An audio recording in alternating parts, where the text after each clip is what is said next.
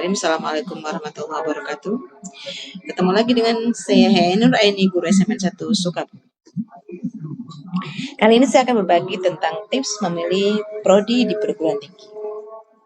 Ada beberapa aspek yang tentunya Anda tentukan sebelum Anda memutuskan sebuah karir atau memutuskan sebuah perguruan tinggi yang Anda inginkan.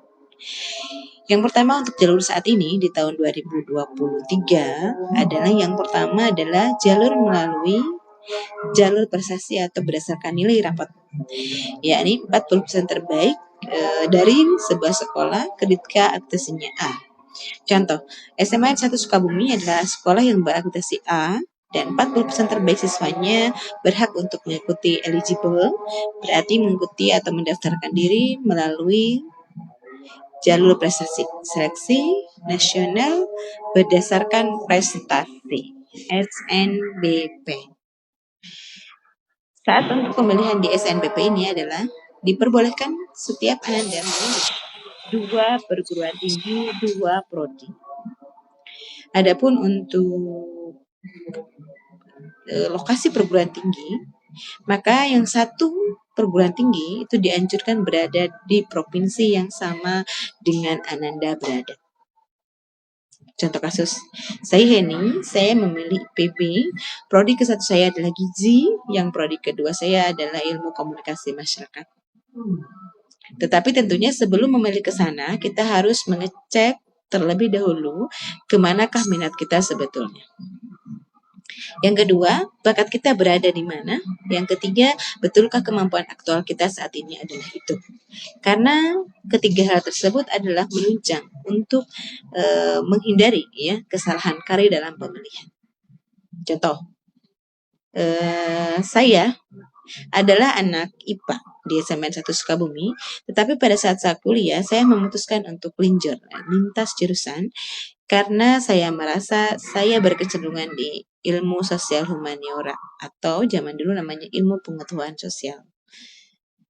Yang selanjutnya minat saya sebetulnya dulu keperawatan, tetapi setelah dicek dari segi medis dan tangan saya itu ada gangguan fisik, sehingga memang tidak memungkinkan, dan itu pun akhirnya saya banting setir menjadi ke psikologi karena di UNY saat itu tidak memungkinkan, jurusannya tidak ada, maka yang ada adalah bimbingan dan konseling. Contohnya seperti itu, sehingga ada pemilihan, ada trik-trik tersendiri ya untuk mengunggulkan agar kita masuk di perguruan tinggi sesuai dengan yang kita inginkan. Kembali lagi ke tadi kesempatan eligible. Yang pertama adalah minat Anda, ya, kemana minatnya. Yang kedua, temukan bakatnya, ya. Bisa untuk menemukan bakat ini, yang pertama Anda bisa menemui guru BK di sekolah, menanyakan hasil tes IQ baik kelas 10 ataupun di kelas 12 jika memang di sekolah Anda ada. Yang selanjutnya adalah bisa menanyakan terhadap teman dekat, ya, teman yang misalnya 3 tahun bersama-sama itu pasti biasanya tahu ya apa sebetulnya keunggulan dan kekurangan kita, lalu bertanya kepada ayah dan ibu kita atau pada kakak dan adik Anda yang mereka banyak berinteraksi dengan kita. Ya, setelah itu lihat kemampuan aktual yang ada, betul apa tidak. Jangan-jangan hasil tesnya sudah kadaluarsa, jangan-jangan, nah seperti itu ya.